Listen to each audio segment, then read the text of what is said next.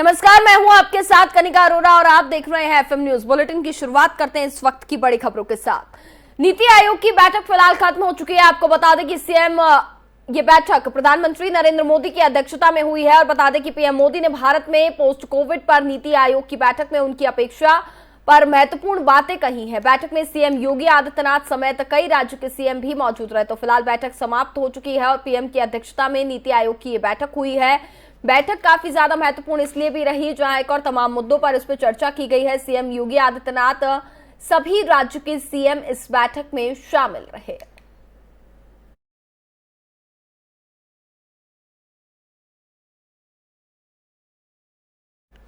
खबरों में आगे बढ़ते हैं। कल आगरा दौरे पर रहेंगे सीएम योगी आदित्यनाथ। आगरा में जागरूकता रैली का करेंगे शुभारंभ। मेट्रो रेल परियोजना का निरीक्षण और साथ ही वृक्षारोपण करेंगे सीएम योगी आदित्यनाथ। प्रशिक्षण वर्ग समापन समारोह में भी शामिल होंगे सीएम योगी। भाजयुमो के प्रशिक्षण वर्ग में भी सीएम योगी कल शामिल होंगे।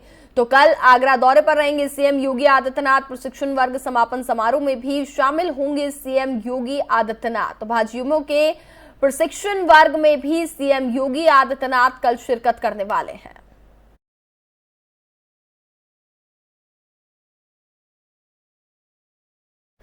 अखिलेश यादव ने बीजेपी का नाम लिए बगैर कहा कि जिन्होंने कभी स्वतंत्रता आंदोलन में हिस्सा भी नहीं लिया, आज आजादी के 75वें साल में आजादी का अमृत महोत्सव का ढिंढोरा पीट रहे हैं। अखिलेश यादव ने रविवार को जारी बयान में राष्ट्रीय ध्वज को राष्ट्रीय गौरव का प्रतीक बताते हुए स्वेच्छा से प्रत्येक नागरिक से खादी का बना तिरंगा फहराने के लिए कहा है। उन्होंने कहा कि आजादी के इस महान यज्ञ में स्वतंत्रता सेनानियों के योगदान की अपेक्षा की जा रही है। खेद की बात है कि इतिहास को विशेष दृष्टिकोण से बदलने की साजिशें हो रही हैं। वे लोग जिनका संबंध आरएसएस से रहा तथा जिन्होंने कभी स्वतंत्रता आंदोलन में हिस्सा भी नहीं लिया, आज आजादी के 75वें साल में आजादी का अमृत महोत्सव का ढिंढोरा पीट रहे हैं।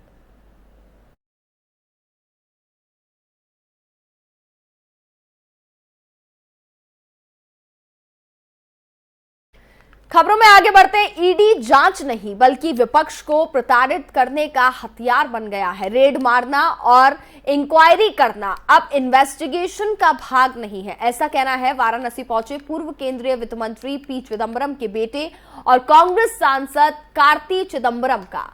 सांसद कार्ति चिदंबरम 2 दिवसीय दौरे पर वाराणसी पहुंचे हैं, जहां वे कार्यक्रमों में भाग लेने के साथ बाबा काल भैरव और काशी विश्वनाथ का दर्शन भी करे।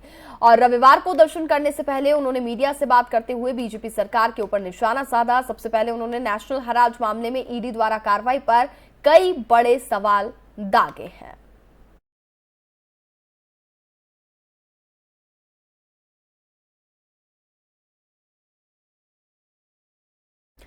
खबरों में आगे बढ़ते हैं। कानपुर की एक अदालत ने उत्तर प्रदेश की योगी आदित्यनाथ में कैबिनेट मंत्री और निषाद पार्टी के राष्ट्रीय अध्यक्ष डॉक्टर संजय निषाद के खिलाफ कोर्ट ने गैर जमानती वारंट जारी किया है। इस मामले में सीजेएस जगन्नाथ ने मत्स्य पालन मंत्री को 10 अगस्त तक गिरफ्तार कर कोर्ट में पेश करने का आदेश दिया है और इसकी जिम्मेदारी गोरखपुर की शाहपुर पुलिस को दी गई है। असल में यह मामला 7 जून 2015 का है और सरकारी नौकरियों में निषादों को 5% आरक्षण देने की मांग को लेकर के बवाल में एक व्यक्ति की मौत भी हो गई थी और पुलिस ने इसके लिए निषाद पर रिपोर्ट दर्ज करा दी थी। आपको बता दें कि निषाद आरक्षण को लेकर के सहजवना क्षेत्र के कसरावल में आंदोलन चल रहा था और प्रदर्शनकारी रेलवे ट्रैक पर बैठे हुए थे। इसी बीच पुलिस और प्रदर्शनकारियों के बीच विवाद बढ़ गया और पुलिस ने लाठीचार्ज किया। इसमें एक व्यक्ति की मौत हो गई। प्रदर्शनकारियों ने आरोप लगाया कि पुलिस की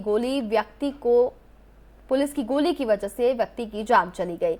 इसके बाद प्रदर्शनकारी उग्र हो गए और प्रदर्शनकारियों की पुलिस के साथ झड़प हो गई और उनके कई वाहनों में आग भी लगा दी गई थी।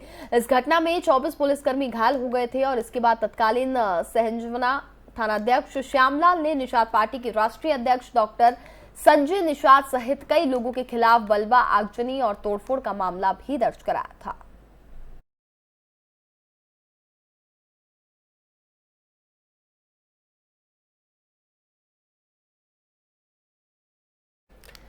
बरेली में बीजेपी नेता और साथ ही उत्तर प्रदेश उद्योग व्यापार संगठन के प्रदेश मंत्री जितेंद्र रस्तोगी पर शहर कोतवाली में धारा 307 के तहत मुकदमा दर्ज किया गया। मुकदमा लिखवाने वाली महिला अनुराधा रस्तोगी का आरोप है कि जितेंद्र रस्तोगी और साथ ही उनके कुछ लोगों ने उन पर जानलेवा हमला किया।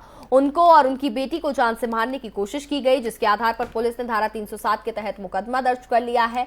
जिसके बाद पुलिस ने बीजेपी नेता को गिरफ्तार कर लिया है और पुलिस का कहना है कि इस प्रकरण की जांच में धारा 307 का होना नहीं पाया गया।